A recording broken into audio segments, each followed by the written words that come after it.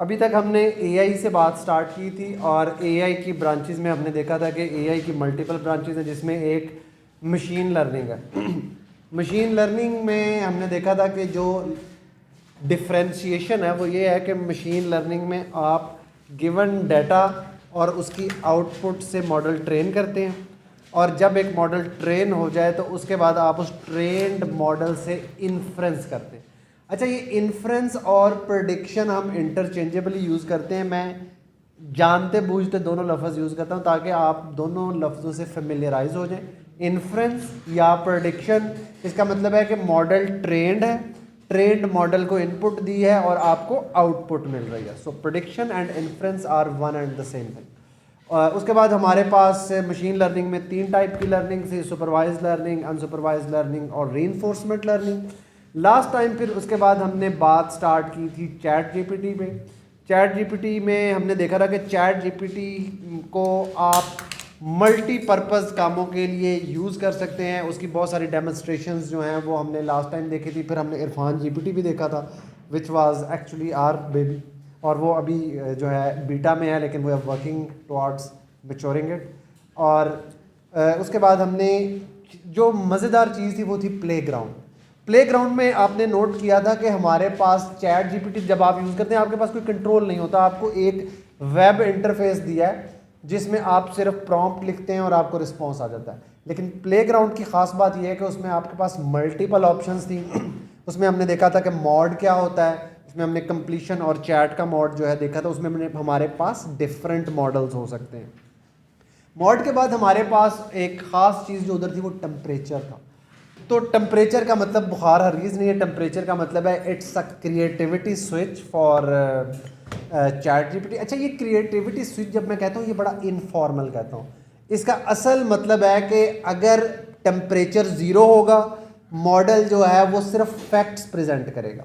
अगर टेम्परेचर 1 होगा तो मॉडल क्रिएटिविटी में फैक्ट्स के वर्ड्स के साथ प्ले अराउंड करेगा और उसकी जगह ज़्यादा अच्छे अच्छे वर्ड्स यूज़ करेगा। और अगर आप टेम्परेचर 2 कर दे तो क्या होगा? वो आपने देखा था कि फिर इतना क्रिएटिव हो जाता है कि बस क्या ही कहने। सो टेम्परेचर 0 से 1 हमारे लिए सूटेबल था। फिर हमारे पास प्रेजेंस पेनल्टी थी, फ्रीक्वेंसी पेनल्टी थी और उसके बाद फिर हमने थोड़ा सा APIs पे बात की थी। और एक इम्पॉर्टेंट लेसन जो हमने देखा था कि chat GPT can be anyone. It can be a Python REPL, it can be a JSON engine, it can be a pulmonologist, it can be a legal expert, it can be a CEO, it can be a baby who does goo goo gaga.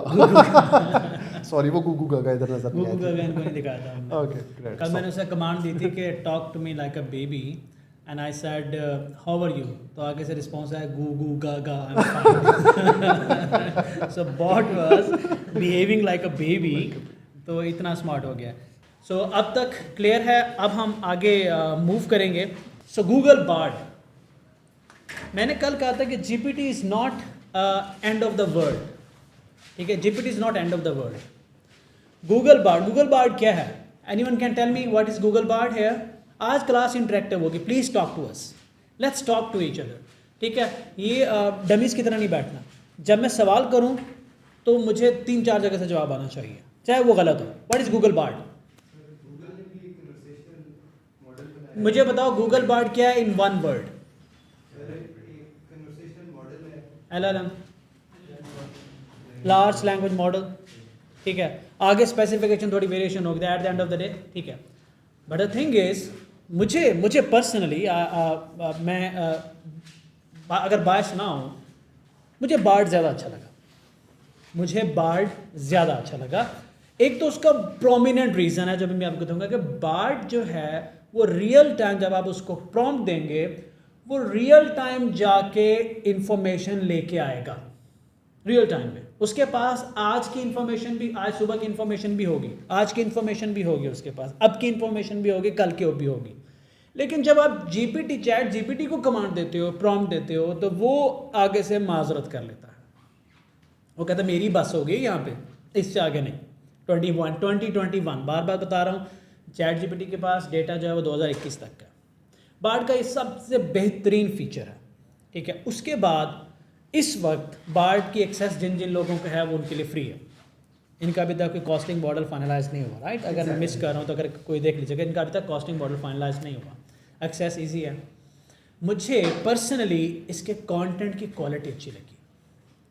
जब मैं इसको बहुत detail से analyse कर रहा था, इसके content के अंदर वो जो एक सिमेट्री होती है, जो एक कंटिन्यूटी होती है, वो ऐसा है कि जैसे एक 8 साल का बंदा रिस्पॉन्ड कर रहा हो और एक 12 साल का बंदा 12 ईयर एक्सपीरियंस का बंदा रिस्पॉन्ड कर रहा हो, तो बार्ड जो है वो थोड़ा ज़्यादा मैच्योर लगता है। और अगेन जो मुझे एक और चीज़ जो चैट जीपीटी के पास बिल्कुल नहीं है, वो है कंटेंट की ऑथेंटिसिटी, कि कंटेंट असल है, जो बोल रहा है वो सही बात कर रहा है या नहीं। जब चैट जीपीटी का रिस्पॉन्स आता है, यू हैव नो वे कि वो जो बोल रहा है वो सही है या गलत, बट गूगल में आप उसको वैलिडेट कर सकते हो और जीमेल वाले वैलिडेट कर सकते हो। ऐसा ऐसा स्टेप बाय स्टेप जाते हैं उसकी तरफ, तो आप उसको वैलिडेट कर सकते हैं। वो मैं उनको दिखाना चाहता हूँ। पहले समरी दे दूँ तो कितना 2 बड़ी इंपॉर्टेंट बातें होगी, real time information, valid information. अब इसके अंदर जब वैलिड इंफॉर्मेशन की मैं बात करता हूँ गूगल बार्ड के अंदर, तो एक फिनोमिना है हेलुसिनेशन का। देखा था कि चैट जीपीटी आपको 10 अटेम्प्ट में से 5, 7, 8, 9 सही देगा, एक गलत देगा, आप गलत को भी सही समझ जाओगे, क्योंकि वो बार बार सही बात कर रहा था ना, तो उसको भी गलत को भी सही समझ जाओगे। इसे हेलुसिनेशन कहते हैं, क्योंकि you have no option to validate the content from there. Obviously net पे जाएंगे, फिर उसी गूगल पे सर्च करेंगे और फिर वो सारा कुछ करेंगे, and you will be able to validate that, but instantly आपके पास नहीं होता। तो हेलुसिनेशन वहाँ ज़्यादा है, बार्ड में कंपैरेटिवली कम है। अगर आप वैलिडेट करें तो आउट से नहीं है, क्योंकि वो एक कंट्रोल इंफ्रास्ट्रक्चर में चलता है। और लार्ज लैंग्वेज मॉडल है, मैं इसको बता चुका हूँ। अब मैं थोड़ा सा आपको बार्ड स्क्रीन शेयर करके बार्ड के कुछ यूज़फुल कमांड दिखाऊंगा। लेकिन सबसे अच्छी जो कमांड लगी ना, जब हम बार्ड को एक्सप्लोर कर रहे थे, अभी आप चैट जीपीटी से कंटेंट निकालते हैं, कॉपी करते हैं, जीमेल में डालते हैं, ठीक है, और मुझे ईमेल कर देते हैं। कुछ लोग मुझे व्हाट्सएप कर देते हैं, ठीक है, मुझे व्हाट्सएप करके कन्विंस करते हैं कि सर आपने ट्रिप पे लाजमी जाना है, ठीक है। तो इन बार्ड आप डायरेक्ट जब रिस्पॉन्स आता है तो वहाँ पे एक ऑप्शन है, आप उसे क्लिक करते हैं, वो सारा रिस्पॉन्स आपके जीमेल के ड्राफ्ट में चला जाता है। आप अपने जीमेल के ड्राफ्ट भी ऑटोमेटिकली वहाँ से खुल जाता है। आपने जो एडिट्स करने हैं, चेंज करना है, कंटेंट करते हैं और ईमेल भेज देते हैं। ज़िंदगी आसान नहीं लग रही थोड़ी थोड़ी?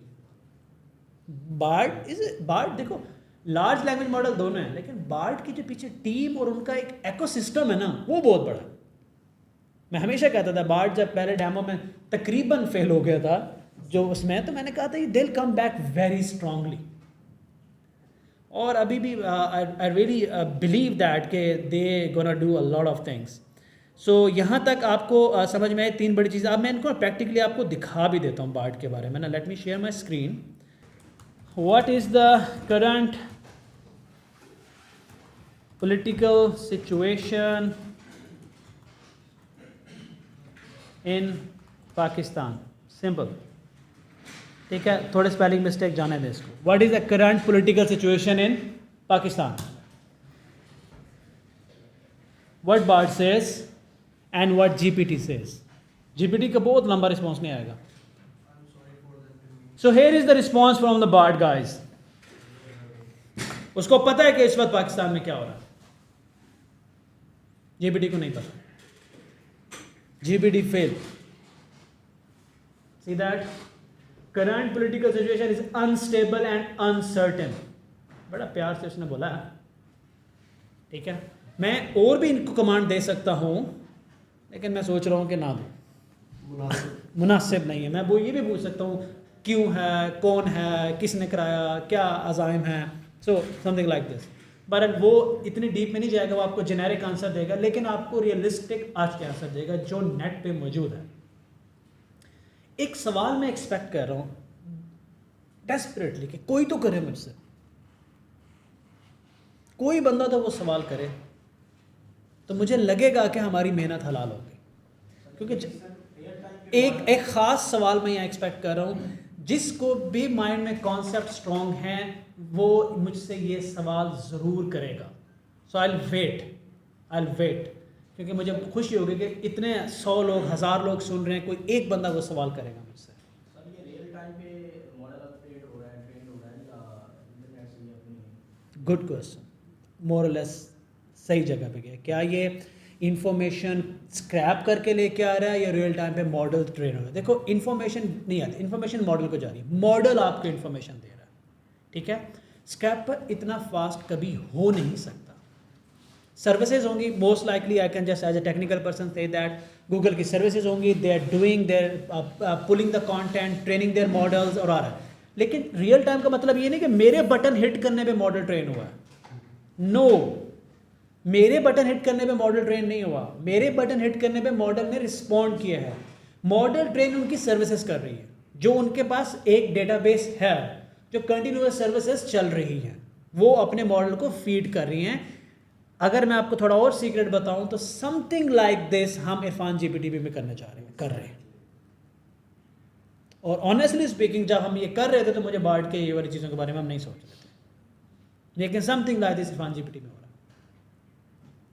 लेकिन इन चीज़ को दोबारा समझा देता हूँ, हमारे बटन ट्रेन करने पे मॉडल नहीं लर्न कर रहा, लेकिन कंटिन्यूसली लर्न कर रहा। फॉर एग्जाम्पल एसईओ जो लोग करते हैं, आपको पता है क्रॉलर आता है, वेबसाइट क्रॉल करता है, इन्फॉर्मेशन लेके जाता है। क्रॉलर का एक खास फ्रीक्वेंसी होती है, आप उसको इनवाइट भी करते हैं कि आओ हमारी वेबसाइट विजिट करो, वो खुद भी आता है विजिट करने के लिए।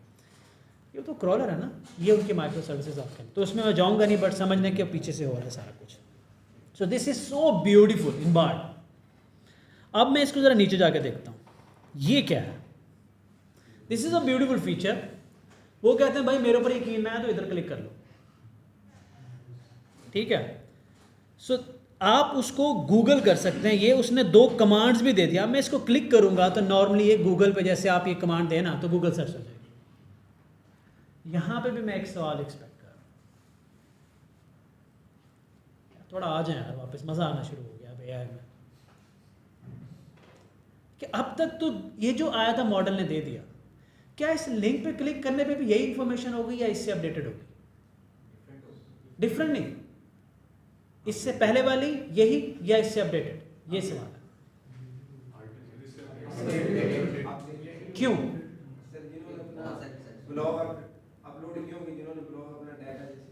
हो सकता है कि सर्विस ने अभी तक डाटा पुल ना किया, ये आपके पास मिल रहा है, जो हो सकता है किसी ने अभी अभी पुश किया, हो सकता है अभी करोड़ों चल रहा है। देयर आर चांसेस कि वो updated information, there are chances, not 100%, there are chances कि आपके पास इस पे क्लिक करने पे और भी इन्फॉर्मेशन आएगी लेटेस्ट। देयर आर चांसेस, याद रखें, क्योंकि यू नेवर नो कि पीछे से इन्फॉर्मेशन कब वो फैच करके मॉडल को फीड कर रहे हैं, ठीक है। अब मैं आपको एक स्टोरी बिल्ड करता हूँ, वो लोग जो इसको अभी तक नहीं समझे। ऐसा समझें कि आप अपने घर एक मुलाजिम छोड़ के गए हैं, आपने उसको इंस्ट्रक्शन दी है कि जब घर पे मेहमान आएँ तो आपने ये काम करने हैं, यहाँ उनको बिठाना है, ये उनको खिलाना है, ये उनकी खिदमत करनी है। तो ये आपने अपने मुलाजिम को एक उसके दिमाग में एक डेटा फीड कर दिया कि जब घर पे मेहमान आए तो आपने ये एक्शन करने और मेहमानों को इस तरह उसकी देखभाल करनी है, और आप घर छोड़ के चले गए। अब जितना आप उसको बता गए हैं वो उस मेहमानों के साथ उस तरह से करेगा। लेकिन अगर 2-4 मेहमान ऊपर नीचे आ गए तो बेचारा फंस जाएगा। ये होगा चैट जीपीटी। बार्ड की एग्जांपल मैं कैसे फिट करूँगा? आप समझें कि आपने सारी इन्फॉर्मेशन उसको दी, साथ में उसके कान में हेडफोन लगा दिया और अपने साथ कनेक्ट कर ले कि मेरे से फ़ोन पे बात भी कर लें, और आप उसको इन्फॉर्मेशन फीड भी करते रहे अकॉर्डिंग टू द सिचुएशन जो भी आपके पास आती रहे। आप रास्ते में जा रहे हैं, ड्राइव करते हो, याद आया ओ यार मैंने फ्रिज में ये चीज़ रखी थी, आपने फ़ौरन उसको बताया कि फ्रिज में कोक भी पड़ी हुई है, ये भी उनको सर्व करनी है। तो बार्ड एक्चुअली इस तरह से अपने मॉडल को कंटिन्यूसली डाटा फीड कर रहा है, और जीपीटी जो है वो कर रहा है लेकिन चंक्स में, जहाँ से भी है जो भी है पीछे वो कॉम्प्लिकेटेड हो जाएगा। तो that's the difference between Bard and GPT. Sorry, अभी उस पर जाएंगे ना तो आप आउट ऑफ द कॉन्टेक्स्ट नहीं जाते ना, अभी इसको बार्ड को कंटिन्यूटी लेके चलते हैं and then will see. Let's focus, क्योंकि आप ग्रेजुएट हो, आप एक डोमेन में हो, लेकिन बार बार याद है हमारे साथ कुछ लोग जिनके माइंड में स्टोरी बिल्ड करनी वो ब्रेक हो जाएगा। So will keep going with that. यहाँ तक कोई क्वेश्चन बार्ड करिए? यस।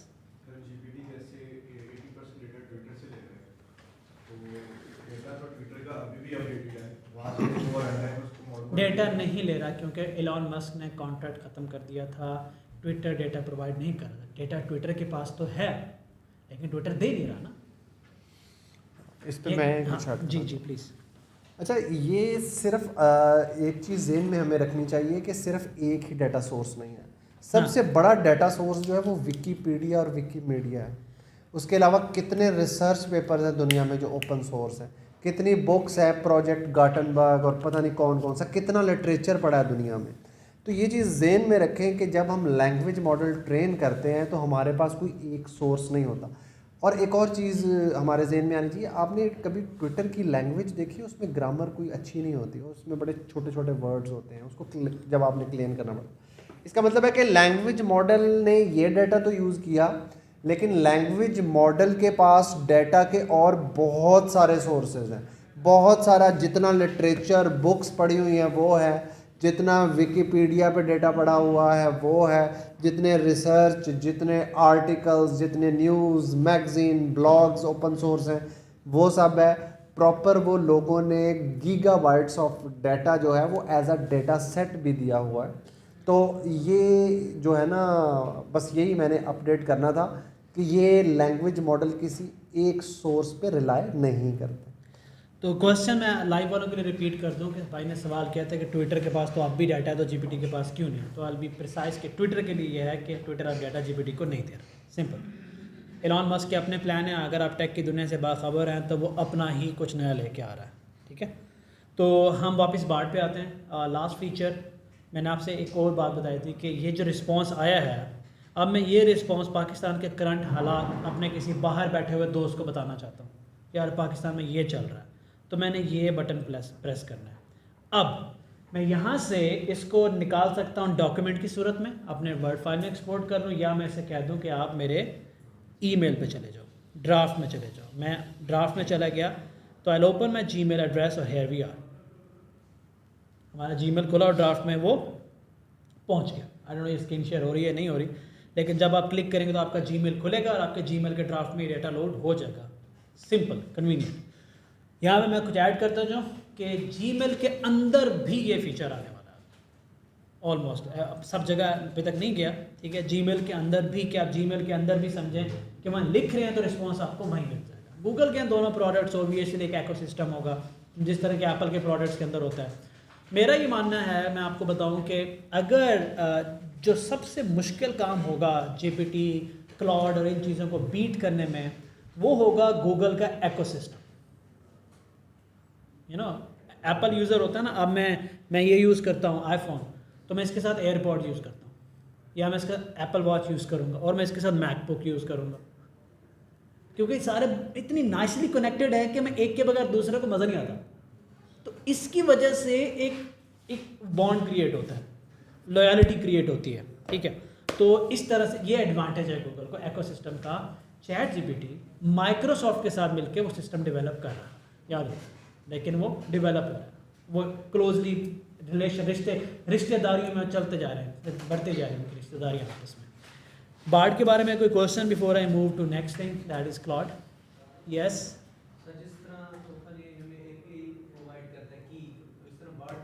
बार्ड अभी लिमिटेड है, क्लोज्ड है, सबके पास एक्सेस नहीं है, बट डेफिनेटली करेगा और उससे बहुत बेहतर करेगा। अभी एपीआई इसकी उस लेवल की नहीं है जिस लेवल की चैट जीपीटी की है।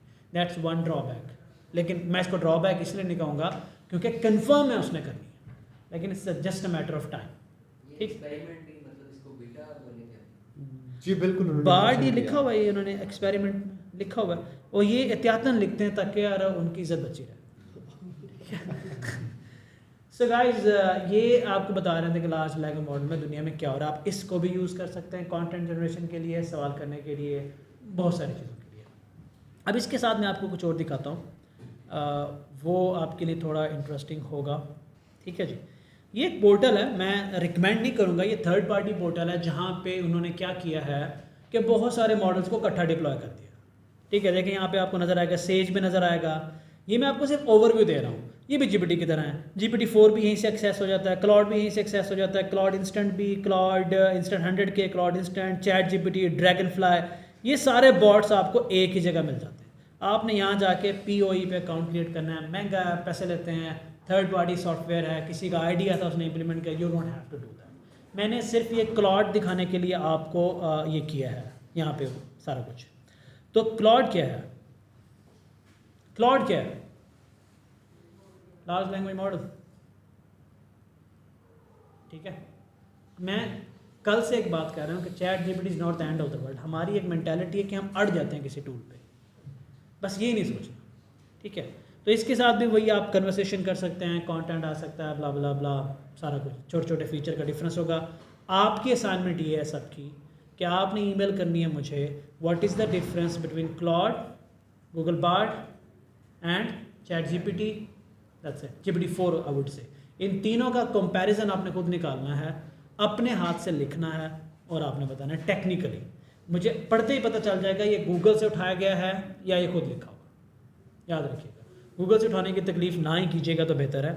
तो ये सारे इस तरह से मॉडल्स हमारे पास चल रहे हैं।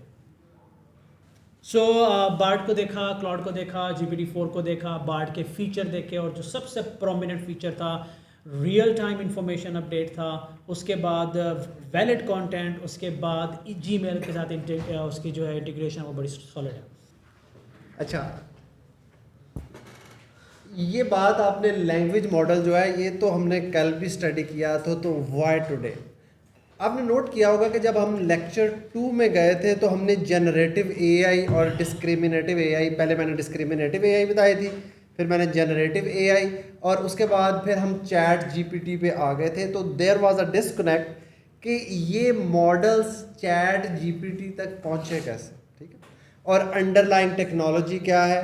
तो ये थोड़ा सा मैं पहले ज़हनी तौर पे तैयार कर दूं, थोड़े से मुश्किल टर्म्स आ सकती हैं, और ये मैं जानबूझ के बोलता हूँ। क्यों? क्योंकि ये मैं बार बार बोलूँगा। ये इसलिए बोलूँगा कि ताकि आप पहली बार आपको एलियन लगेगा, दूसरी बार थोड़ा सा कम एलियन लगेगा, तीसरी बार यार ये सुना सुना लगता है, चौथी बार चलो यार चैट जीपीटी से पूछ लेते हैं, पांचवी बार यार इसका तो ये मतलब। यू सी, जो पैटर्न है ना रेपिटिशन का, ये रेपिटिशन का पैटर्न है कि पहली बार आपने लफ्ज़ सुन के, जैसे इरफान ने बड़ा ठीक बताया था कि जब आप पहली बार सुनते हैं तो सडनली आप कहते हैं यार ये तो बड़ा बहुत ही मुश्किल सी चीज़ है। लेकिन जब कंटिन्यूसली आप एक चीज़ के बारे में सुनते रहते हैं तो सडनली वो जो फियर ऑफ अननोन है ना, उस नॉलेज का वो फियर ख़त्म हो जाता है। तो अगेन ये थोड़ा सा टेक्निकल हो सकता है, लेकिन इससे आपने डरना नहीं है, इसको हेड ऑन हमने फेस करना है, क्योंकि ये लफ्ज़ हम बार बार बोलेंगे और इससे आपकी एआई की वोकैबलरी जो है वो भी बहुत बेहतर हो जाएगी। ओके, सो मैं अभी जनरेटिव एआई की तरफ आता हूँ, ठीक है। डिस्क्रिमिनेटिव में हमने देख लिया था कि डिस्क्रिमिनेटिव में हमारे पास मशीन लर्निंग थी, 3 टाइप के मॉडल्स थे। जनरेटिव एआई जो है उसमें हमारे पास, अच्छा एक चीज़ ज़हन में रखें, जब भी हम जनरेटिव कहेंगे, जनरेटिव एआई एक दफ़ा फिर 2-3 लाइनर में फेंक समझा। हाँ श्योर, बल्कि ये तो बच्चों को ही पता होगा, वो एआई जो कंटेंट जनरेट कर सकती है, रिट्रीव नहीं करती, डिस्क्रिमिनेट नहीं करती। नोट करें, सुपरवाइज लर्निंग क्लासेस में डिस्क्रिमिनेट कर रही थी, रिग्रेशन में और क्लासिफिकेशन में। जो अनसुपरवाइज थी वो क्लस्टर्स में या अनोमली में डिस्क्रिमिनेट कर रही थी कि ये नॉर्मल है या ये अनोमली है। रीइंफोर्समेंट लर्निंग एजेंट को बता रही थी कि ये बुरा एक्शन है या ये अच्छा एक्शन है, ये भी डिस्क्रिमिनेशन थी। तो डिस्क्रिमिनेटिव एआई हमने देखा, उसमें 3 ब्रांचेस थी। Generative AI as simple, sweet and simple, which generates content. वो कंटेंट म्यूजिक हो सकता है, वो कंटेंट टेक्स्ट हो सकता है, वो कंटेंट इमेज हो सकता है, वो कंटेंट वीडियो हो सकता है, ठीक है, वीडियो जनरेशन भी है। So that is the general idea. Generative model most of the time neural networks होंगे, ठीक है। तो हम जब जनरेटिव एआई की बात करते हैं तो हम न्यूरल नेटवर्क्स की बात करते हैं। तो और न्यूरल नेटवर्क्स हम डीप लर्निंग में पढ़ते हैं। अब मुझे ये बताएं, मशीन लर्निंग और डीप लर्निंग का आपस में कोई ताल्लुक है? मुझे लगता है कि मैंने बताया था, तो अगर आप में से कोई बताना चाहे तो दैट वुड बी लवली। जी बेटा, एक्सीलेंट। तो इस सवाल का जो बिल्कुल ठीक जवाब है, deep learning is a subset of machine learning, जिसके अंदर हम वही काम करते हैं जो हम मशीन लर्निंग में कर रहे थे, लेकिन हमारा टूल डिफरेंट हो जाता है। हमारा टूल न्यूरल नेटवर्क्स हैं। और न्यूरॉन्स मैंने बताया था कि सिंपल मैथमेटिकल फंक्शन है, और सबसे पॉपुलर न्यूरॉन कौन था? मैक्स फंक्शन था, मैक्सिमम था, कि जो 2 नंबर लेता है उनमें से सबसे बड़ा नंबर रिटर्न कर देता है।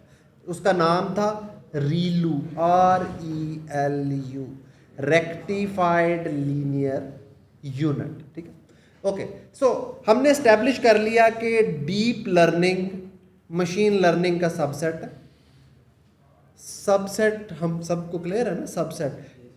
तो और इसके अंदर हम हमेशा आर्टिफिशियल न्यूरल नेटवर्क्स, या अब आर्टिफिशियल कहना मैं ख़त्म कर दूंगा, क्योंकि हमें पता है कि जब भी हम न्यूरल नेटवर्क कहेंगे तो हम ANN या आर्टिफिशियल न्यूरल नेटवर्क की बात कर रहे हैं। सो जेनरेटिव मॉडल्स में हमेशा 2 हिस्से होते हैं। किसी भी जेनरेटिव मॉडल में हमेशा 2 हिस्से होते हैं। एक हिस्से को हम कहते हैं इनकोडर, दूसरे को हम कहते हैं डिकोडर। आप दुनिया में जो भी जेनरेटिव मॉडल देखेंगे ना, आपको उसमें इनकोडर और डिकोडर ज़रूर मिलेगा। अच्छा, अब ये इनकोडर और डिकोडर जो है ये करते क्या हैं? बड़ी आसान बात है। इनकोडर और डिकोडर में से इनकोडर की जॉब ये है कि वो आपसे कोई भी इनपुट ले और उस ज़ुबान में ट्रांसलेट कर दे जो कंप्यूटर को समझ आती है। इनकोड कर दिया, किसके लिए? मॉडल के लिए, AI के न्यूरल नेटवर्क्स के लिए। तो डिकोडर क्या होगा? कंप्यूटर की ज़ुबान लेगा और ह्यूमन के लिए जो ज़ुबान है उसमें कन्वर्ट कर लेगा। अच्छा, ये ज़ुबान में बड़ी लूज बात कर रहा हूँ। अब इनपुट जो है, अगर वो टेक्स्ट थी, इनकोडर ने टेक्स्ट एक्सेप्ट किया और उससे कोई मैथमेटिकल रिप्रेजेंटेशन बना ली। ये रिप्रेजेंटेशन का क्या मतलब होगा? इनपुट की रिप्रेजेंटेशन, एग्जैक्टली मैंने बताया था ना कि रिप्रेजेंटेशन है कि एक ही चीज़ अगर मैंने किसी को एक्सप्रेस करनी है तो मैं मल्टीपल तरीके से समझा सकता हूँ। वो सारे रिप्रेजेंटेशन के तरीके मैंने एग्जांपल दी थी। फॉर एग्जांपल, एक बच्चे को मैंने बताना है कि गाड़ी कैसी होती है। बच्चे को अगर मैंने बताना है गाड़ी कैसी, तो मैं आपको 10 मिनट तक उसको स्टोरी भी सुना सकता हूँ जिससे वो जुमाइयाँ लेनी शुरू कर देगा करके। लेकिन मैं उसे एक तस्वीर भी दिखा सकता हूँ। अब तस्वीर देख के उसे समझ में आ जाएगा यार गाड़ी क्या होती है। दोनों क्या है? रिप्रेजेंटेशन है गाड़ी। ठीक है, तो इसका मतलब है कि all representations are not created equal. हर रिप्रेजेंटेशन से हमें बात ठीक तरह समझ में नहीं आती। कुछ रिप्रेजेंटेशन से बात बहुत अच्छी समझ में आती है, कुछ रिप्रेजेंटेशन से बात नहीं समझ में आती। ठीक है, तो इसलिए हम टेक्निकल चीज़ों को बहुत ज़्यादा मुश्किल नहीं बताते, क्योंकि वो मुश्किल रिप्रेजेंटेशन है तो हमारी जो लाइव ऑडियंस है वो फिर ज़रा मुश्किल फील करेगी। तो हमारी कोशिश होती है कि हम जितना आसान कर सकें उतना आसान करें। सो दोबारा बैक, जनरेटिव मॉडल 2 हिस्से, इनकोडर, डिकोडर। इनकोडर का काम ह्यूमन सेंट्रिक रिप्रेजेंटेशन, लफ्ज़ क्या बोला? Human centric representation. वो रिप्रेजेंटेशन जो ह्यूमंस को पसंद है। तस्वीर हो सकती है, वीडियो हो सकती है, टेक्स्ट हो सकता है, स्पीच हो सकती है। लेकिन अब मैंने उसको एक सिंपल नहीं है, मुश्किल है, लेकिन एक नाम दे दिया कि ये सारी चीज़ें क्या हैं? ये ह्यूमन सेंट्रिक रिप्रेजेंटेशन। इनकोडर का क्या काम है? ह्यूमन सेंट्रिक रिप्रेजेंटेशन से मशीन सेंट्रिक रिप्रेजेंटेशन में चीज़ ले आना ताकि मशीन को समझ में आ जाए। तो डिकोडर का क्या काम होगा? मशीन सेंट्रिक इंफॉर्मेशन को वापस ह्यूमन सेंट्रिक चीज़ में ले जाना। बिल्कुल ठीक होगा। इस पॉइंट तक हम एक पेज पे हैं। जनरेटिव मॉडल 2 हिस्से, इनकोडर, डिकोडर। गुड हो गया, ओके। अच्छा, अब मैं कुछ जनरेटिव मॉडल्स जो हैं उनके नाम बोल रहा हूँ जस्ट फॉर योर इन्फॉर्मेशन। मुश्किल लगेंगे, डोंट वरी, बट वो जनरेटिव मॉडल्स हैं। ऑटो इनकोडर एक जनरेटिव मॉडल है। GAN, gain, generative adversarial net एक और जनरेटिव मॉडल है। ठीक है, लार्ज लैंग्वेज मॉडल्स एक और जनरेटिव मॉडल है, डिफ्यूजन मॉडल्स एक और जनरेटिव मॉडल है, ठीक है। सो ये सिर्फ नाम है, और ये नाम क्योंकि ये नाम आएंगे, तो बस मेरा मकसद बताने का ये था कि ये नाम जब भी आए आपको पता होना चाहिए they fall into generative AI, ठीक है। जनरेटिव एआई में ये कुछ ना कुछ क्रिएट कर रहे हैं, ठीक है। इस पॉइंट तक अगर आपके जहन में कोई भी क्वेश्चन है तो please ask any question till this point. मैंने बताया auto encoders, auto encoders, encoders, D for delta, encoders, D for delta, ठीक है। Okay good. अब हमें अगली बात जो अंडरस्टैंड करनी है वो है रिप्रेजेंटेशन, ठीक है। मैंने स्टार्ट से मैं आपको बताता आ रहा हूं कि जो मशीन लर्निंग के मॉडल्स हैं वो टेक्स्ट एक्सेप्ट नहीं कर सकते, उन्हें नंबर चाहिए होते हैं, ठीक है ना। यानी ये अब ये ऐसे है जैसे मैं हवाई जहाज 40,000 की फुट की बुलंदी से आप ज़मीन को देख रहे हैं, अब हम जो वो प्लेन है ना वो हम थोड़ा सा 20,000 फीट की बुलंदी पे आ जाते हैं। अब वो नंबर्स नहीं है, हम ये कहेंगे कि मशीन लर्निंग को न्यूमेरिकल रिप्रेजेंटेशन चाहिए। यू सी, पहले मैं कह रहा था मशीन लर्निंग मॉडल्स को नंबर चाहिए होते हैं, अब मैं कह रहा हूं कि मशीन लर्निंग मॉडल्स को न्यूमेरिक रिप्रेजेंटेशन चाहिए होती है, ठीक है, ताकि वो अपना काम कर सके, ठीक है। तो जनरेटिव मॉडल्स की सबसे बड़ी स्ट्रेंथ ये है कि ये ऐसी रिप्रेजेंटेशन लर्न कर लेते हैं जिससे हम बहुत सारे काम ले सकते हैं। जैसे लार्ज लैंग्वेज मॉडल टेक्स्ट की रिप्रेजेंटेशन लर्न कर लेते हैं, डिफ्यूजन मॉडल्स जो हैं वो इमेज की रिप्रेजेंटेशन लर्न कर लेते हैं, और उसके बाद उस रिप्रेजेंटेशन से वो नए इमेज भी बना सकते हैं। लार्ज लैंग्वेज मॉडल एक रैंडम रिप्रेजेंटेशन से टेक्स्ट बना सकते हैं, ठीक है। रिग्रेशन और क्लासिफिकेशन क्या होती है, मैं क्वेश्चन ना ले लूँ पहले हमारे जो प्रेजेंट लोग हैं उनसे। मैंने क्वेश्चन ये किया है कि रिग्रेशन और क्लासिफिकेशन क्या होती है, आप 1 मिनट में बता दें। बस इतना साल सा एग्जैक्टली। रिग्रेशन में आप स्कोर प्रेडिक्ट करते हैं, क्लासिफिकेशन में आप लेबल प्रेडिक्ट करते हैं। Short and sweet answer. जी, तो ये था short and sweet answer. Okay जी, जनरेटिव एआई, लेट्स स्टार्ट जहाँ से हमारा वो टूटा था सीक्वेंस। जनरेटिव एआई, हर जनरेटिव मॉडल के 2 पार्ट हैं, इनकोडर ह्यूमन सेंट्रिक से कंप्यूटर सेंट्रिक, और डिकोडर कंप्यूटर सेंट्रिक से ह्यूमन सेंट्रिक। अब जो सबसे ज़्यादा मशहूर जनरेटिव मॉडल आजकल यूज़ हो रहा है ना, उसका नाम है transformer neural networks. Transformer neural networks के भी 2 पार्ट हैं, एक इनकोडर पार्ट है और एक डिकोडर पार्ट है। इनकोडर इज रियली गुड कि वो ह्यूमन सेंट्रिक रिप्रेजेंटेशन लेके कंप्यूटर सेंट्रिक लगाए। अब आप मुझे ये बताएं कि अगर मेरे पास ट्रांसफॉर्मर का इनकोडर है और वो ह्यूमन इंफॉर्मेशन से कंप्यूटर को अंडरस्टैंड करने वाली इंफॉर्मेशन में ले जा सकता है, तो क्या मैं इसे क्लासिफिकेशन और रिग्रेशन के लिए यूज कर सकता हूं? मैं उसके आखिर में सिर्फ ये लगाऊंगा कि कंप्यूटर की जुबान में तुमने रिप्रेजेंटेशन ट्रांसलेट कर ली है, अब बताओ कि ये आने वाली चीज बिल्ली है, मंकी है या हिरन है, तो कंप्यूटर फौरन अंडरस्टैंड कर लेगा, राइट। सो इनकोडर की खूबसूरती ये है कि ह्यूमन की रिप्रेजेंटेशन को मशीन की रिप्रेजेंटेशन में कन्वर्ट किया, और मशीन की रिप्रेजेंटेशन के आगे हम उससे कोई भी काम ले सकते हैं डिस्क्रिमिनेशन का। लेकिन इनकोडर ने मशीन की जुबान में कन्वर्ट किया, डिस्क्रिमिनेशन तो कर सकता है, जनरेशन नहीं कर सकता,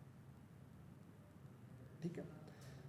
ओके, अब इसका मतलब है अगर मैंने कोई जनरेटिव मॉडल बनाना है तो मैं पहले सारा मॉडल ट्रेन करूं, उसके बाद सिर्फ डिकोडर लूं। डिकोडर क्या करता है भला?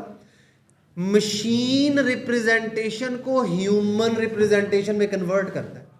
अब आप इमेजिन करें कि मेरे पास ट्रांसफॉर्मर का डिकोडर पार्ट है, उसे मैं रैंडम नंबर दूं, वो उससे टेक्स्ट बना सकता है। उसे मैं रैंडम नंबर दूं, उससे इमेज बना सकता है। क्यों? क्योंकि वो कंप्यूटर की रिप्रेजेंटेशन से ह्यूमन की रिप्रेजेंटेशन में जाने का उस्ताद है।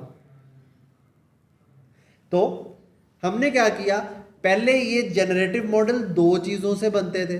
हमने कहा यार ये दोनों बहुत अच्छे हैं, बड़ा अच्छा काम करते हैं, हम दोनों से ट्रेन दोनों को इकट्ठा करें। उसके बाद जब ट्रेन हो जाए हम इनकोडर पार्ट उठाएं, उससे डिस्क्रिमिनेटिव एआई करवा लें, डिकोडर पार्ट उठाएं, उससे जनरेटिव एआई करवा लें। तो इसका मतलब है कि आप जितने भी जनरेटिव मॉडल देखेंगे वो डिकोडर पार्ट ऑफ ट्रांसफॉर्मर हो। क्यों? Decoder is really good machine की लैंग्वेज से ह्यूमन की रिप्रेजेंटेशन में कन्वर्जन के लिए। Does it make sense? आसान बात है, मुश्किल तो नहीं। दोबारा रिपीट कर दूं? बिल्कुल ठीक है। जनरेटिव मॉडल के दो पार्ट होते हैं। इनकोडर ह्यूमन की रिप्रेजेंटेशन या ह्यूमन के नॉलेज से ऐसी रिप्रेजेंटेशन में ले जाता है जो मशीन को बड़ी पसंद है। ठीक है। अब अगर कोई चीज़ मशीन को समझ आ रही है तो मशीन उस पर डिसीजन कर सकती है ना, डिस्क्रिमिनेशन कर सकती है ना।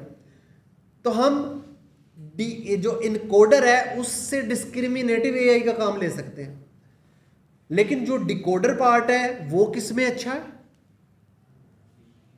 मशीन की जुबान से हम ह्यूमंस की जुबान में या रिप्रेजेंटेशन में कन्वर्ट करने के लिए अच्छा है।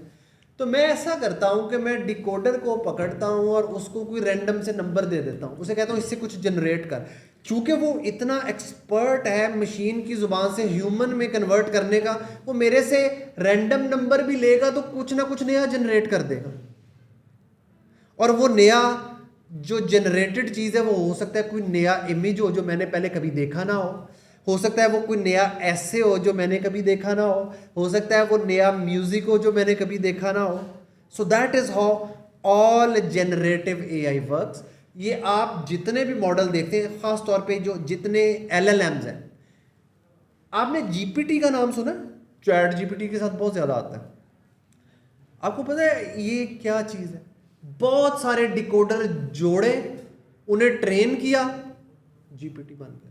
Generative pre trained transformer. Transformer कौन था? वो जनरेटिव मॉडल था जिसके दो हिस्से थे। तो जितनी भी जनरेटिव मॉडल्स आप देखेंगे उसमें लार्ज लैंग्वेज मॉडल भी शामिल हैं, उसमें डिफ्यूजन मॉडल्स भी शामिल हैं। ये सारे क्या है? ये डिकोडर्स हमने जोड़े, उनको बहुत सारे डाटा पे ट्रेन किया, वो जनरेटिव मॉडल बन गए। क्यों? They are really good at converting machine के नंबर्स या रैंडम नंबर्स टू समथिंग जो हम ह्यूमंस को सेंस करती है। एक प्यारा सा इमेज, एक अच्छी पोएम, एक वीडियो या कोई भी चीज़। ठीक है। तो अब लार्ज लैंग्वेज मॉडल क्या है? बहुत सारे डिकोडर को जोड़ के लार्ज लैंग्वेज मॉडल बन जाता है। लेकिन जब आप बहुत सारे डिकोडर को जोड़ते हैं तो उससे मॉडल नहीं बनता, आपको उसे ट्रेन करना। तो जब हम लार्ज लैंग्वेज मॉडल कहते हैं तो ये बात हमें पता है कि लार्ज लैंग्वेज मॉडल में बहुत सारे डिकोडर्स हमने स्टैक कर दिए हैं, जोड़ दिए हैं। उसके बाद हमने दुनिया जहान का डाटा उठाया, ट्विटर क्या, विकिपीडिया क्या, रिसर्च पेपर क्या, ब्लॉग क्या, न्यूज़पेपर, जितना डाटा मिला चुक के उसको दे दिया। उसे कहा ले भाई तू इसमें से वर्ड्स के पैटर्न देखना शुरू कर दे। तो जब गजिलियंस ऑफ टेराबाइट यानी बहुत सारा डाटा उसने देख लिया तो उसके पास एक सेंस बन गई कि ये द डॉग इज, आगे बहुत सारे लफ्ज हैं, रनिंग, बार्किंग या व्हाटएवर। वो देखेगा कि मैं क्या एक्सपेक्ट करूं। वो कहेगा यार जितने मैंने टेक्स्ट देखे हैं डॉग रन भी करते हैं, लेकिन ज़्यादातर लोग बार्क लिखते हैं, वो कहेगा बार्किंग। लेकिन अगर आप कहेंगे नहीं, तूने हमेशा बार्किंग नहीं कहना, तूने पहले कोई 10 लफ्ज़ लेने, उनमें से रैंडमली सिलेक्ट करना है। अब ये 10 में से रैंडमली में रनिंग भी सिलेक्ट हो सकता है, बार्किंग भी हो सकता है, जंपिंग भी हो सकता है। ये वो टेम्परेचर स्विच है कि आपने सिलेक्शन की स्ट्रेटजी बता दी लार्ज लैंग्वेज मॉडल को कि जो भी आउटपुट हुई उसमें से पहले 10 या 15 लो, उनमें से कोई रैंडमली सिलेक्ट कर लो, तो नया टेक्स्ट, क्रिएटिव टेक्स्ट बन जाएगा। सो लार्ज लैंग्वेज मॉडल में एक और चीज़ जो मैं आपको डिस्कस करना चाहता हूँ वो है हमारे पास एम्बेडिंग्स। कितना खौफनाक लफ्ज़ लगता है एम्बेडिंग्स। डायग्राम देख के तो वैसे ही इट्स सीरियसली डिफिकल्ट। डायग्राम भूल जाए। Embedding is just the encoding which computer loves. याद है ना इनकोडर क्या कर रहा था? हमारी नॉलेज को ऐसी रिप्रेजेंटेशन में कन्वर्ट कर रहा था जो कंप्यूटर को बहुत पसंद थी। That is embedding. और एम्बेडिंग वो जुबान है जो कंप्यूटर्स को बहुत पसंद है। सिर्फ इतना जानना इंपॉर्टेंट है। अब जुमला बहुत बड़ा हो सकता है, एम्बेडिंग क्या होगी? सिर्फ 8, 10 नंबर या 20 नंबर होगा बस, ठीक है। एम्बेडिंग के लिए आपने सिर्फ इतनी चीज याद रखनी है। सो अब जब भी लफ्ज वेक्टर एम्बेडिंग या एम्बेडिंग आए, आपके जहन में आना चाहिए वो जुबान जो कंप्यूटर को बहुत पसंद है, वो चीज़ जो एआई को बहुत पसंद है, ठीक है। सो लार्ज लैंग्वेज मॉडल तक अब हमारा ट्रेवल जेनरेटिव एआई से लार्ज लैंग्वेज मॉडल तक मैं समराइज कर रहा हूँ। जेनरेटिव एआई, जेनरेटिव मॉडल्स, हर जेनरेटिव मॉडल के 2 part, encoder, decoder. Encoders are really good. Encoders क्या करते थे? ह्यूमन सेंट्रिक से मशीन सेंट्रिक यानी एम्बेडिंग्स में आते हैं, और एम्बेडिंग के आगे आप उनसे कोई भी डिस्क्रिमिनेटिव काम ले सकते हैं। जो डिकोडर पार्ट है, they are really good at taking embeddings and converting it to something which human understand, तो वो जनरेटिव काम के लिए बड़े अच्छे हैं। और हमारे जितने लार्ज लैंग्वेज मॉडल्स हैं वो सारे के सारे डिकोडर से बने। हर जनरेटिव लार्ज लैंग्वेज मॉडल बहुत सारे डिकोडर्स से बना, ठीक है। So that is something. जी इस पॉइंट तक हमारी जो लार्ज लैंग्वेज मॉडल की बात है वो ख़त्म हुई, और अब हमारी बात स्टार्ट होती है डिफ्यूजन मॉडल्स। स्टेबल डिफ्यूजन का नाम लोगों ने बहुत सुना है। तो 2 तरीके हो सकते हैं। एक तो ये है कि पहले हम स्टेबल डिफ्यूजन से कुछ इमेजेस जनरेट करें, दूसरा ये है कि मैं आपको ब्रीफ सा आइडिया दूं और फिर हम इमेजेस जनरेट करें। Brief idea, very good. Diffusion models, नाम सुन के डर लगता है। डिफ्यूजन मॉडल्स, इमेजिन करें आप एक कमरे में बैठे हैं और उसमें बहुत गर्मी है और उसमें एक एसी लगा हुआ है। ये तो इमेजिन करना आसान है ना। जब आपने एसी चलाया, स्टार्ट किया बिल्कुल, तो कमरे में गर्मी थी। एसी स्टार्ट हुआ, एसी ने आहिस्ता आहिस्ता उस रूम के अंदर जितने पार्टिकल्स थे एयर के, उनका टेम्परेचर चेंज करना शुरू किया। आहिस्ता आहिस्ता एसी टाइम में चलता रहा। कमरे के अंदर जितनी एयर थी उसके इंडिविजुअल मॉलिक्यूल्स ठंडे होते रहे। एक टाइम आया कि रूम चिल हो गया। ये डिफ्यूजन है। अब आप इमेजिन करें एसी की जगह एक मॉडल है, एआई मॉडल है, कोई भी मॉडल है, जेनरेटिव मॉडल है। आपने जेनरेटिव मॉडल जो है उसे एक इमेज दिया। स्टार्ट में इमेज बिल्कुल इमेज की तरह, जैसे कमरा गर्म था। अब कमरे में एसी था, एसी की जगह कौन आ गया? मॉडल। और कमरे में जो पार्टिकल थे एयर के, उनकी जगह कौन आ गया? इमेज। एसी ने इंडिविजुअल एयर के मॉलिक्यूल्स को ठंडा किया तो कमरा ठंडा हुआ ना। तो एआई का मॉडल तस्वीर के इंडिविजुअल पिक्सेल्स को आहिस्ता आहिस्ता रीशेप करना शुरू कर दे, उन पे थोड़ी थोड़ी चेंज करता चला जाएगा, करता चला जाएगा, करता चला जाएगा। एक टाइम ऐसा आएगा कि वो तस्वीर जो है वो बिल्कुल नॉइज लगना शुरू हो जाएगी आपको। हमारे पास अब आपके सामने एक स्लाइड है, हमारे पास एक इमेज थी। इस इमेज में आपको पता है इमेज पिक्सेल्स से बनती है, ठीक है। जैसे एसी ने कमरे के एयर के पार्टिकल्स को पार्टिकल वाइज आहिस्ता आहिस्ता ठंडा किया और आखिर में रूम चिल हो गया, एआई के मॉडल ने तस्वीर के पिक्सेल्स को पकड़ के आहिस्ता आहिस्ता उन पे ऑपरेशंस अप्लाई करने शुरू किए, करता चला गया, करता चला गया, और एक टाइम आया इमेज नॉइज बन गया। अच्छा, अब अगर इमेज नॉइज बन गया और मॉडल को पता है कि उसने क्या क्या प्रोसेसेस अप्लाई किए थे ये नॉइज बना, अगर मैं मॉडल को नॉइज दूं और वो रिवर्स में काम करे तो इमेज नहीं बन जाएगा। इमेज नॉइज में एक कमेंट देखा है कि इमेज नॉइज को ज़रा इजी वर्ड में कन्वर्ट कर देते हैं। ओके, मेरे पास सबसे आसान रिप्रेजेंटेशन है तस्वीर, ब्लर कर देते हैं उसको। हाँ। या ऐसी चीज़ें अंडरस्टैंड नहीं हो रही, एग्जैक्टली गिच में चुई हुई है, बिल्कुल। ठीक है, तो उसको हम नॉइज कहते हैं। पुराने जमाने में टीवी जब सिग्नल खराब होते थे ऐसे शिर्र वो आ रहा होता था, आजकल के टीवी नहीं दिखाते लेकिन अनफॉर्चुनेटली। नॉइज का मतलब जो है ना, यहाँ पे अगर आप डेटा की दुनिया में, नॉइज का मतलब थोड़ा डिफरेंट है। आप सुनेंगे कि जी इस डेटा के अंदर नॉइज है, टेक्सचुअल डेटा होगा, हम कहेंगे इसमें ये नॉइजी डेटा है, खराब डेटा, इसका मतलब है वो ख़राब डेटा है। और ख़राब से मुराद ये है कि वो डेटा जो प्रॉपरली समझ नहीं आ रहा।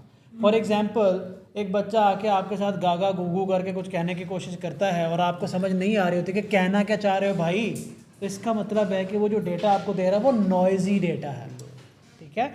इस तरह जब नॉइजी पिक्चर की बात कर रहे हो तो पिक्चर शोर नहीं मचा रही, इसका मतलब ये है कि पिक्चर की समझ नहीं आ रही आपको कि ये है क्या, ये जैसे केबल खराब होती है, हाँ, तो यार पीछे चल क्या रहा है, ठीक है। तो that's the meaning of noise. Very good. So ये वाकई मेरे जहन में कभी भी नहीं आ सकता था कि हमारी ऑडियंस को समझ नहीं आ रही। Thank you so much, that was lovely. क्योंकि नॉइज से हम ट्यून्ड है नॉइज को देखने के जी वो खराब हो जाएगी, लेकिन कुछ लोगों के लिए शोर भी एक नॉइज होती है, राइट। ओके, सो ये सोच रहे होंगे कि सर तस्वीर शोर कैसे करें। Exactly, thank you so much, ये बड़ा इंपॉर्टेंट पॉइंट था, ये मेरे जहन में नहीं आना था। Okay good. सो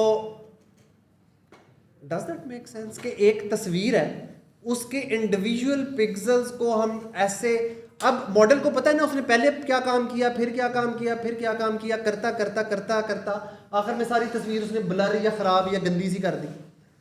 अब मुझे ये बताएं कि ये नॉइजी या गंदी सी तस्वीर जो है ये रैंडम नंबर्स हैं, पिक्सेल्स के अंदर रैंडम नंबर है, तो रैंडम नंबर के पिक्सेल्स बनाना कितना मुश्किल काम है। आंखें बंद करके बटन दबाऊं एक चीज़ बन जाए। अब मैं मॉडल को कहूँ, अब तूने जिस तरह से एक तस्वीर को इस गंद में कन्वर्ट किया था, अब ये जो फजूल सी गंदी सी पिक्चर है इस पे वही चीज़ें अप्लाई कर तो वो एक तस्वीर बन जाएगी। So that is how diffusion models work, ठीक है। डिफ्यूजन मॉडल से रिलेटेड आपके जहन में कोई भी क्वेश्चन है तो please go ahead ask.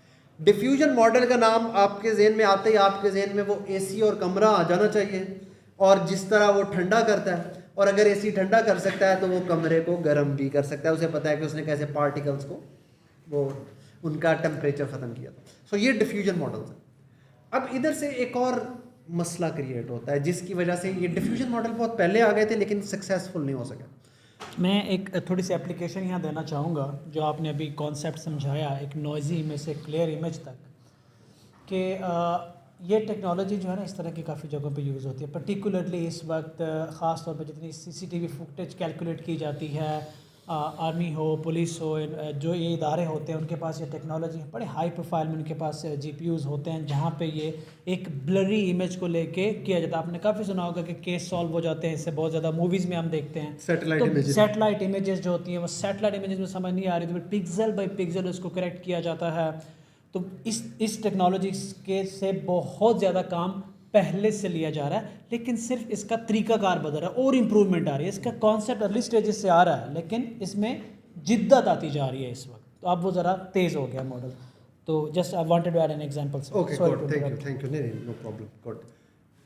Okay so diffusion model 10 साल से है, अचानक हमारे पास Midjourney, stable diffusion, DALL-E क्यों आने शुरू हुए? इसकी एग्जांपल समझनी बड़ी आसान है। फ़र्ज़ करें आपके पास एक ऑडिटोरियम है, ऑडिटोरियम बहुत बड़ा होता है, उसमें थाउजेंड्स ऑफ लोग बैठ सकते हैं। उसमें आपने 2 टन का एसी लगाया हो, 2 टन का एसी ऑडिटोरियम को कितनी देर में ठंडा करेगा? Exactly my point. You see हमारे पास जो इमेजेस हैं वो मेगापिक्सल्स में चले गए हैं, उनमें इतना ज़्यादा डाटा है कि एक एआई मॉडल को जब उन्हें ट्रांसफॉर्म करना पड़ता है तो उसे इतना ज़्यादा कंप्यूट चाहिए कि उसे दांतों पसीने आ जाते हैं। यू कैन सी, अब अभी आप रिलेट कर सकते हैं कि एक कमरे को ठंडा करना आसान काम है, एक ऑडिटोरियम को ठंडा करने के लिए आपको मॉडल भी उतना ही तगड़ा चाहिए, उतना ज़्यादा डाटा, उतना ज़्यादा कंप्यूट चाहिए। तो ये वो वजह थी जिसकी वजह से अब ये ऐसा ही था कि हम मेगापिक्सल का इमेज दें, उस मेगापिक्सल के इमेज पे मॉडल लर्न करें और उनसे फिर वापस रिक्रिएट तस्वीर करें। ये बहुत कंप्यूट इंटेंसिव काम था, लेकिन हमने इसका एक बड़ा आसान सा इलाज ढूंढा। वो आसान इलाज ये है, हमें पता है कि हमारे पास ऐसे मॉडल्स हैं जिन्हें हम ह्यूमन सेंट्रिक रिप्रेजेंटेशन दें तो वो कंप्यूटर सेंट्रिक रिप्रेजेंटेशन बना लेते हैं। तो हम बजाय ह्यूमन सेंट्रिक कमरा ठंडा करने के कंप्यूटर सेंट्रिक छोटा कमरा क्यों ना ठंडा कर लें? हम रिप्रेजेंटेशन को कंप्रेस क्यों ना कर? तो अब मैं लफ्ज़ लगाने लगा हूं एक डिफ्यूजन मॉडल के साथ जो आजकल यूज होता है, that is called latent diffusion model. कितना हैवी साउंडिंग लफ्ज़ है लेटेंट डिफ्यूजन मॉडल। लेटेंट का क्या मतलब है? ह्यूमन रिप्रेजेंटेशन से एम्बेडिंग में आ जाओ, वो लेटेंट रिप्रेजेंटेशन। ह्यूमन रिप्रेजेंटेशन यानी टेक्स्ट या इमेज से एम्बेडिंग में आ जाओ, एम्बेडिंग लेटेंट रिप्रेजेंटेशन है। और अगर डिफ्यूजन करोगे उस एम्बेडिंग पे तो वो लेटेंट डिफ्यूजन है। चूंकि अब वो ऑडिटोरियम की जगह छोटा कमरा आ गया, उसको जल्दी ठंडा कर सकते हैं। इसका मतलब है कि अब चूंकि हमारे पास रिप्रेजेंटेशन या अमाउंट ऑफ इंफॉर्मेशन कम हो गई, उस अमाउंट ऑफ इंफॉर्मेशन से हम एक नई एम्बेडिंग बना सकते हैं और वो नई एम्बेडिंग इमेज में कन्वर्ट हो जाएगी। ठीक है, तो डिफ्यूजन मॉडल्स में जो अब हमारे पास ये सारे मॉडल्स आ रहे हैं, ये सारे लेटेंट डिफ्यूजन मॉडल्स। ठीक है, जनरल आइडिया सिर्फ मैंने ये देना था कि पहले बहुत ज़्यादा इंफॉर्मेशन को हम चेंज करने की कोशिश करके रीजनरेट कर रहे थे। स्लाइड बदलना, हमें समझ में आया जी, बदल हमें समझ में ये आया कि यार ये काम नहीं ठीक। आप पहले रिप्रेजेंटेशन को कंप्रेस कर लें, छोटी फॉर्म में ले आए, उस पर डिफ्यूजन कर लें, उसके बाद उसको दोबारा इमेज में रिक्रिएट कर लें। सो that is the success for diffusion models. So stable diffusion अब आप पढ़ सकते हैं, बल्कि मैं स्लाइड से ही पढ़ देता हूँ। It's a cutting edge image generation tool utilising diffusion models. Stable diffusion या लेटेंट डिफ्यूजन, ठीक है, इसको हम इंटरचेंजेबली यूज कर सकते हैं। जनरेट्स, आगे तो उसकी तारीफें हैं, generate realistic and high quality images through advanced diffusion techniques. Advancement क्या है? वही लेटेंट वाली बात। ठीक है, allows user to explore possibilities of image generation by controlling diffusion parameters. AC कितना ठंडा करेगा, टेम्परेचर कितना ज़्यादा होगा, एम्बेडिंग का साइज़ कम होगा या ज़्यादा होगा, एंड सो ऑन। और उसका यूजेज जो है वो बहुत सारी फील्ड्स के अंदर है। So that is how diffusion models work. आपके जहन में कोई क्वेश्चन है तो पूछे, उसके बाद फिर अब हम ज़रा स्टेबल डिफ्यूजन को एक्शन में देखते हैं। All good till this point? ज़बरदस्त, great. So let's play with it now.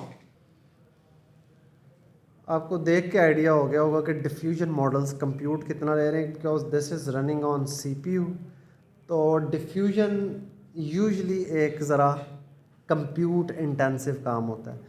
GPUs के बगैर आप डिफ्यूजन नहीं कर सकते, इसके लिए आपको GPUs चाहिए होते हैं, इसलिए हम डिफरेंट जो सर्विसेज हैं वो यूज़ करते हैं।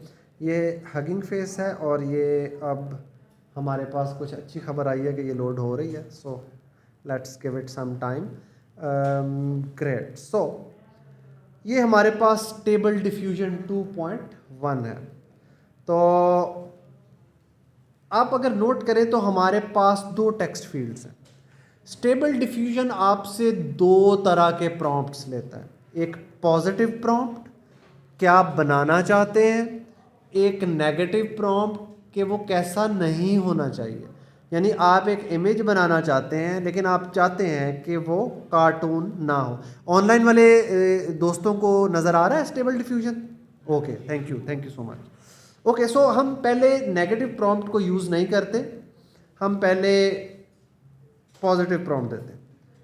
A pink elephant walking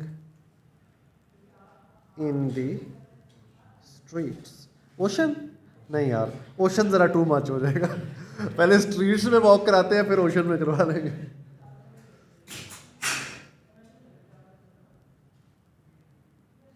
okay ji, diffusion process start हो गया।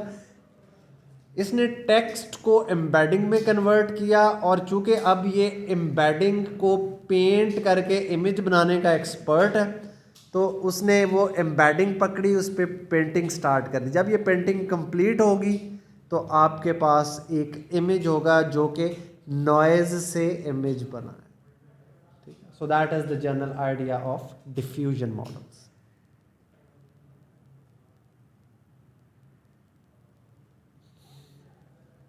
अच्छा, इसकी ख़ास बात ये है कि ये आपको 4 डिफरेंट वेरिएंट्स देता है, तो उसमें आपको जो वेरिएंट पसंद आया आप उसको देख सकते हैं।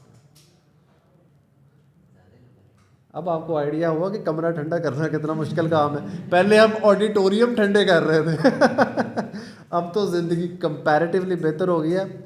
ओके, आ गया? वाह ज़बरदस्त। हमारी ऑडियंस के पास तो भाई आना भी शुरू हो गया। पिंक एलिफेंट हमारे पास भी अगर आ जाए तो that would be great.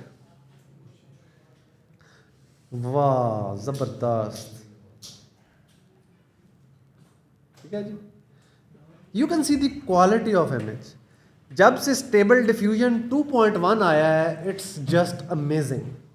The realism और जो लेवल ऑफ डिटेल है वो कमाल है। ठीक है, सो दिस इज स्टेबल डिफ्यूजन। अच्छा, अब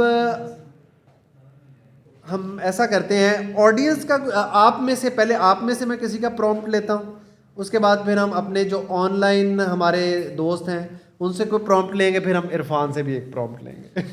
Ayesha, why not, why not. आप तो कुछ भी कह देते हैं। हाँ जी। सो पहले इरफान नहीं। क्या प्रॉम्प्ट हमने एक why don't we get a prompt from Shahriyar भाई। ऑडियंस मुझे कल तो आप चले गए थे, कहते थे आप शहरियार से बड़ा वो करते हैं, तो मैंने बताया उनको, आप उस वक्त नहीं थे। तो कौन देगा जी प्रॉम्प्ट? एलन मस्क लाहौर आ गया। मैंने कहा फिर ये का क्या बनेगा अगर एलन मस्क लाहौर आ गया तो? उसने प्रॉम्प्ट दिया ना Elon Musk in Lahore. You want to generate that? No, I don't want to generate that. आप मुझे ये बताएं, आप यहाँ पे प्रॉम्प्ट दें कि चलो मैं you want to play around? वो आता है ना माइंड में, फिर कंट्रोल करना पड़ता है। हाँ, प्लीज लोग देख रहे हैं तो आप इसी प्रॉम्प्ट दे दें। हमारे पास नीचे बहुत सारे प्रॉम्प्ट्स हैं, मैंने कोई जस्ट भी क्लिक prompt करना है। ये देखें, मैं आपको मज़े के इमेजेस दिखाता हूँ। मैं तो सिर्फ ज़रा चाह रहा था कि कोई मज़ेदार प्रॉम्प्ट आया ऑडियंस से। ये पिंक Audience एलिफेंट से मैं एक्चुअली मेरा आइडिया था। और मैं ऑडियंस से प्रॉम्प्ट ले लेता हूँ। A group of Pakistani young man, group of Pakistani youth, a group of Pakistani Pakistani youth, young people, young people, group of young Pakistani young people people representing the country as data scientist. representing Pakistan as data scientist. Representing Pakistan as the data scientist. क्या बेटा? कुछ होगा था ये? Pakistan As data scientist. Data scientist. scientists. चल करें, दिखाएं मुझे.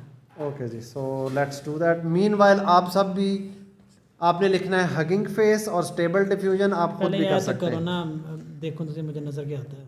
वी आर ऑलमोस्ट कितना यूजुअली कितना टाइम लगता है इसके ऊपर? अभी चूंकि पीक आप टाइम है, मुझे ये बताएं कि तकरीबन इस वक्त मॉडल्स क्या कर रहे हैं? हाँ ये मैंने समझाया था. जब आपने टेक्स्ट लिखा उसको एक रिप्रेजेंटेशन में कन्वर्ट किया. डिफ्यूजन मॉडल जो है वो उस वेक्टर एम्बेडिंग से इमेज जनरेट करने का एक्सपर्ट है. उसने वो रिप्रेजेंटेशन या एम्बेडिंग ली, उसके बाद उस एम्बेडिंग के ऊपर डिफ्यूजन प्रोसेस स्टार्ट किया. और चूंकि ये एम्बेडिंग टेक्स्ट से आई थी तो डिफ्यूजन प्रोसेस में भी ट्रेनिंग में ये ख्याल रखा गया था कि टेक्स्ट और इमेज की रिप्रेजेंटेशन मिलती जुलती हो. और उसके बाद डिफ्यूजन प्रोसेस एम्बेडिंग पे स्टार्ट हुआ और आखिर में जब वो सारी पिक्सल पेंटिंग कंप्लीट हो जाएगी, जैसे कमरा ठंडा हो रहा था, एक एक गैस का मालिक्यूल ठंडा हो रहा था, जब सारे पिक्सल पेंट हो जाएंगे आपके सामने इमेज आ जाएगी. जो लोग अभी ज्वाइन किया तो हम उनको बता दें, हमने इसे कहा है कि पाकिस्तान के नौजवानों को एज ए डेटा साइंटिस्ट दिखाओ कि वो पाकिस्तान को रिप्रेजेंट कर रहे हैं. मॉडल थोड़ा कंफ्यूज हो रहा है, वो कोशिश कर रहा है और देखते हैं कि मॉडल हमें क्या पिक्चर देता है इस ऑर्डिनरी प्रॉम्प्ट के साथ, जिसके अंदर मैंने एनाटमी का बिल्कुल ख्याल नहीं रखा. तो खैर डॉक्टर साहब इन्हें छेड़ना देना. नहीं बिल्कुल नहीं छोड़ो. कि मॉडल जनरेट कर क्या हुआ बेटा? आप इधर हो ना, नहीं भाई, आप इधर, आप इस चेयर पे हैं ना, आप इधर तो हैं, आ जाए ना, आप आ जाए. अब आप आ जाओ, आ जाओ, आ जाओ, आ जाओ ना, तो मेरे साथ आ जाओ, रेंज में तो आओ. अस्सलाम वालेकुम सर. अस्सलाम वालेकुम, क्या हाल है? अल्हम्दुलिल्लाह ठीक ठाक. वेरी मुझे नाइस. डॉक्टर साहब से मेरी बात हुई थी, एवरीबॉडी, उन्होंने कहा कैसा पढ़ा रहे हो, सही पढ़ा रहे हो, आवाम को समझ आ रही है? मैंने कहा आप आएँ और आप पूछें हाँ. और हमें भी थोड़ा रिचार्ज करें और आवाम को भी थोड़ा टाइम दें. तो here is doctor Javed Iqbal साहब, जिन्होंने मुझे मोटिवेट किया और गाइड किया और इंस्पायर किया कि हम ये सफ़र स्टार्ट कर सके. Thank you sir for coming. बिल्कुल. Thank you. मैं असल में तो शुक्रिया अदा करने के लिए आया हूँ इरफान का और डॉक्टर शिराज साहब का, क्योंकि एक तो होता है ना कि किसी की जॉब है और उसको अपनी लाइन ऑफ ड्यूटी कुछ काम करना होता है. तो इन दोनों दोस्तों ने in line of their duty नहीं बल्कि आउट ऑफ देयर ड्यूटी इसको अपनी रिस्पॉन्सिबिलिटी समझते हुए ये हजारों लाखों, क्योंकि ये रिकॉर्ड हो गया है, चलता रहेगा सारा कुछ, तो इन्होंने ये जो कुछ किया है मैं बहुत ही इनका शुक्रिया अदा करता हूँ. और ये सारा क्रेडिट जो है वो इरफान साहब को और डॉक्टर शिराज साहब को जाता है, जिन्होंने इतनी मेहनत की. और कुछ लोगों को शायद इस बात का पता ना हो कि इरफान की फैमिली यहाँ भावलपुर में है और ये 2 दिन के लिए यहाँ आते हैं और उस दौरान में तैयारी भी करते हैं, कोर्स भी कंडक्ट करते हैं, अपना जो प्रोफेशनल काम है वो भी करते हैं और जो और प्रोजेक्ट्स हैं वो भी करते हैं, फिर ड्राइव करते हुए वापस आते हैं, फिर वापस जाते हैं. तो अल्लाह ताला ही इसका अजर देगा. और इसी तरीके से डॉक्टर शिराज जो हैं, इनकी अपनी कमिटमेंट्स हैं, इनका प्रोफेशनल काम है, टीचिंग एज सच इनकी जॉब डिस्क्रिप्शन में नहीं है, लेकिन ये बहुत ही मेहनत से ये सब कुछ कर रहे हैं. और मैं इसको जो आपके सामने स्क्रीन पे तो नहीं आया, लेकिन मैं तमाम चीजों को बहुत ही कीनली फॉलो कर रहा हूं. और मुझे अभी पता लगा है कि जो हमने क्विज किया था तो उसका 95% रिजल्ट आया, विच इज अमेजिंग. नॉर्मल इस किस्म के प्रोग्राम, डिस्टेंट प्रोग्राम के अंदर अगर 50% से ज्यादा रिजल्ट आए तो हम ये समझते हैं कि भाई ये तो बड़ा अच्छा प्रोग्राम था. तो मगर ये जो 95% आया है, तो ये आप तमाम लोग मुबारकबाद के मुस्तहक हैं.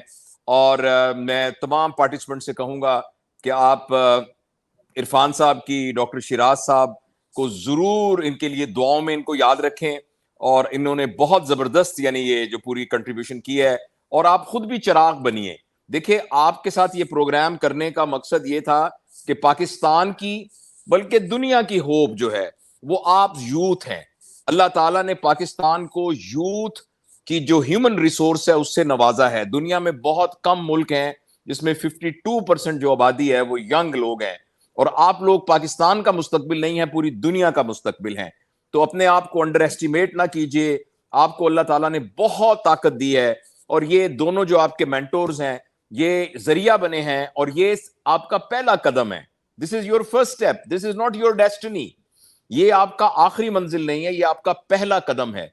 आपने इस पहले कदम पर चढ़कर और फिर बहुत बड़ी मंजिलें हासिल करनी है, और उससे इंशाल्लाह ये आपके दोनों उस्ताद भी प्राउड फील करेंगे।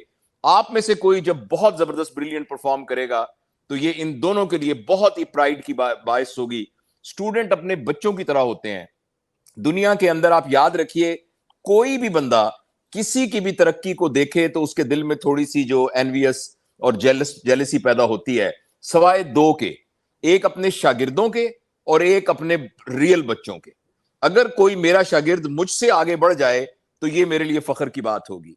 तो मेरी ये दुआ है कि आप जितने लोग बैठे हैं, आप डॉक्टर शिराज के लिए और इरफान के लिए फख्र का बायस हों, और आप इनसे ज्यादा अचीव करें। जिस मकाम पर डॉक्टर साहब बैठे हैं आप उनसे भी आगे जाएं, और जिस मकाम पर इरफान बैठे हैं आप उनसे भी आगे जाएं। तो मैं बहुत ही शुक्रगुजार हूं अपने इन दोनों छोटे भाइयों का और दोस्तों का। इन्होंने बहुत जबरदस्त तरीके से इस कोर्ट को कंडक्ट किया है, और अभी ये जारी रहेगा। तो मैं आपको भी बहुत मुबारकबाद देता हूं कि आपने जिस तरीके से रिस्पॉन्ड किया है, और इसको एक्चुअली संभालना बहुत मुश्किल था, और अगर इरफान के साथ और डॉक्टर साहब के साथ पूरी टीम ना होती तो इसको संभालना मुमकिन नहीं था इतने लोगों को। तो you have done a great job, इसका अजर अल्लाह ताला आपको देंगे। Well done, well done.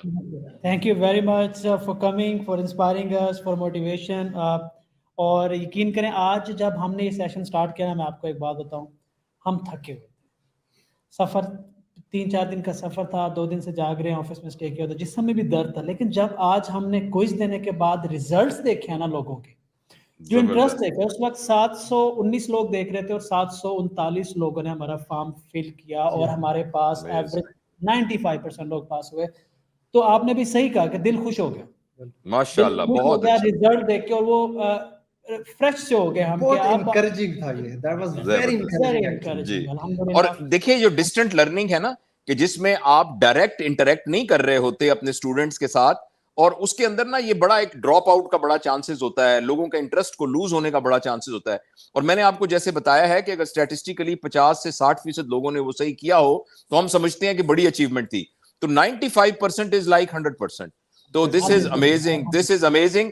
और मैं इन बच्चों को सबको यही रिक्वेस्ट करूंगा कि आपने यहां रुकना नहीं है, आपने इसको सिर्फ ये समझना है कि ये आपको सिर्फ ये जो हमारे दोस्त हैं इन्होंने ऐसे करके ना आपको पॉइंट पॉइंट किया है, ये मेथड ऐसे इशारा किया है। ये टीचर जो होता है ना वो एक्चुअली पॉइंटर होता है, वो बताता है तुम्हारी मंजिल ये है, टीचर का ये काम है। बाकी अपनी मंजिल आपने खुद हासिल करनी होती है। और जितनी ये मायूसी की फिजा पाकिस्तान में फैली हुई है, आप जैसे नौजवानों को और इरफान और डॉक्टर शिराज साहब जैसे टीचर्स को देखकर हम पूरे यकीन से कह सकते हैं कि पाकिस्तान का जो भी पॉलिटिकल इंस्टेबिलिटी है, जो भी इकोनॉमिक इंस्टेबिलिटी है, इंशाल्लाह जब तक आपके दम में दम है, जब तक आप पॉजिटिव हैं और जब तक आप ये समझते हैं कि इंशाल्लाह मैं पाकिस्तान के लिए कंट्रीब्यूट करूंगा, पाकिस्तान को कोई नुकसान नहीं होगा इंशाल्लाह अजीज। So congratulation to each and everyone.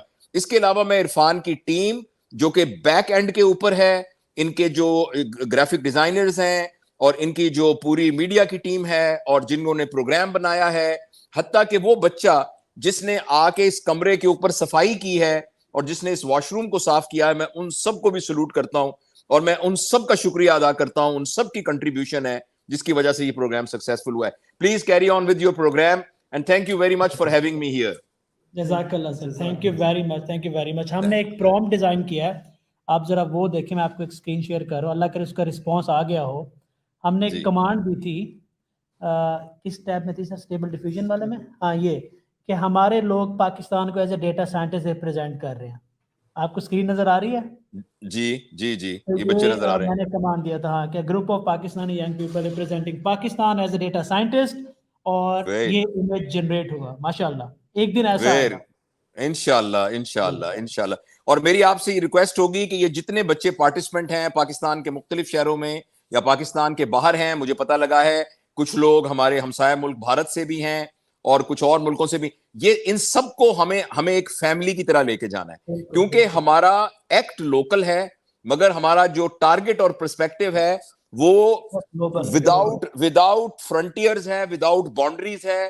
पूरी दुनिया में रहने वाला हर शख्स हमारा भाई है, हर खातून दुनिया में रहने वाली हमारी बहन और बेटी है, और हमारा वो भाई है। और हम सब ने, यानी इस दुनिया के कोने में किसी जगह पर अगर अंटार्कटिका में भी कोई शख्स रहता है तो उसके लिए भी अगर हम कुछ कर सकते हो तो हम उसके लिए भी करेंगे। हम तो इंशाअल्लाह अजीज, आप प्लीज अपने पर्सपेक्टिव को ग्लोबल रखिए। Well done, excellent, all my blessings with you, inshallah. Thank you, sir. Allah Hafiz, Allah Hafiz. How was the surprise, guys? It was lovely. मेरे Dr. लिए Sahab तो ये is बहुत always encouraging था। So output is here. Let's resume and conclude, sir. It's gonna बस that's the the end. conclusion is almost there, और आपको पता है कि ये सब फर्जी लोग हैं. None of them is actually alive. These are What do you all mean by generative alive? images. None of them ये is- generative images. हाँ, तो कोई इनसे हाँ. पैदा नहीं हुआ. हाँ. We have no idea that But these see things यार, exist. मुझे तो ऐसा लग रहा है कि कि ये हम ही में से है ना? है ना? जैसे किसी यूनिवर्सिटी में जाएं, bunch of जो बच्चे हैं वो आपके पास आए तो वो ऐसी फील ही आपको दें. इट्स अमेजिंग, माशाल्लाह. ये बिल्कुल भी एआई जनरेटेड इमेज नहीं लग रहा, राइट? और अभी मैंने लो किया इसलिए आपको फेसेस थोड़े से वो ख़राब कर रहे हैं, लेकिन अगर मैं इसको हाई करता क्योंकि टाइम ज़्यादा ले रहा था तो ये इतना अमेजिंग होना था, रियलिस्टिक लगना था ये. सो तो डिफ्यूजन मॉडल्स जो हैं वो they are now very mature to generate the AI images. So अब हम एक असाइनमेंट भी आपको देंगे. That was another surprise. Irfan का सरप्राइज प्लेजेंट था, मेरा प्रॉबेबली उतना प्लेजेंट नहीं है. सो हमारी टीम जो है वो आपके साथ ये शेयर कर रही होगी. और कोई कॉन्सेप्ट नहीं होगा. पहला जो वेंसडे का सेशन होगा वो 8 बजे स्टार्ट होगा और हम पाइथन की बेसिक्स को कवर करेंगे. पाइथन में हम प्रोग्राम करेंगे, एपीआई समझेंगे, एपीआई को बनाएंगे, हिट करेंगे, कोई रिस्पांस लेके आएंगे. थोड़ा तेज़ चलेंगे. तो आप लोगों का काम ये है कि अगले हफ्ते तक पाइथन की बेसिक्स को इधर उधर से समझ लें, क्योंकि हम यहाँ पे थोड़ा तेज़ जाएंगे. पाइथन को कवर करने के बाद कुछ ना कुछ ऐसा बनाना है कि आप अपने अगले जो 2 लेक्चर्स हैं वो बहुत ही इंपॉर्टेंट होंगे और उसमें हमने ये सारा कवर कर देना है. स्पीड अप करना है तो इसलिए थोड़ा सा हमने टाइम रिड्यूस किया, क्योंकि कुछ एडवांस लेवल के कॉन्सेप्ट भी आ गया है वो कवर करने हैं. तो आज इन सारी चीज़ों को देखना ज़रूरी था. मेरे ख्याल में थ्योरी हमारी यहाँ एंड होती है और आगे थोड़ा सा और टेक्निकल होगा. तो be ready for the next lecture. Okay, Adeel Amjad साहब का क्वेश्चन था कि क्या डिफ्यूजन जो है ये इमेजेस के अलावा टेक्स्ट और वीडियो या ऑडियो पे भी अप्लाई हो सकती है? जी बिल्कुल हो सकती है. और जो म्यूज़िक एलएम है, जो म्यूज़िक जनरेट करता है, या ये लार्ज लैंग्वेज मॉडल है, ये इस एग्जैक्ट सेम नहीं लेकिन मिलता जुलता प्रोसेस है. एम्बेडिंग्स पे ही अप्लाई करके कुछ ये जनरेट करते हैं, तो कॉन्सेप्ट मिलता जुलता है. आंसर है जी, यस. जी बिल्कुल फ्री है. ये जो हगिंग फेस वाली है, आपने लिखना है हगिंग फेस और स्टेबल डिफ्यूजन, गूगल पे सर्च करेंगे तो आप ये फ्री पेज पे पहुंच जाएंगे. इसके लिए तो साइन इन की ज़रूरत भी नहीं है.